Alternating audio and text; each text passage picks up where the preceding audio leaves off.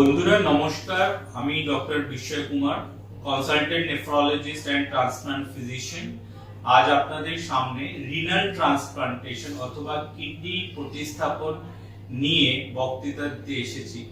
Kidney transplantation বোঝার আগে বুঝতে হবে এই ক্রনিক কিডনি ডিজিজ শব্দটা মানে কি হচ্ছে। ক্রনিক কিডনি ডিজিজ হচ্ছে যেই কিডনি সমস্যা নিরন্তর থাকে আর আস্তে আস্তে দিনে দিন বছরে বছরে বাড়ে।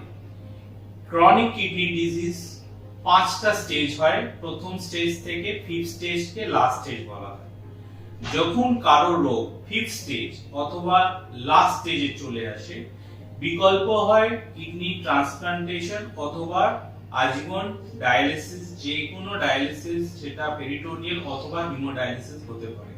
কিন্তু পেরিটোনিয়াল আর হিমোডায়ালিসিসের সার্ভাইভাল ট্রান্সপ্লান্ট তুলনায় কম আছে। ট্রান্সপ্লান্টের সাকসেস আর ট্রান্সপ্লান্টের লাইফের কোয়ালিটি আর কার্যকর মানুষের কার্যকর ক্ষমতা, সেই যে নর্মাল লাইফে যেমন থাকতে পারে, সেটা অনেকটা বেশি একটা কিডনি ট্রান্সপ্লান্টেশন।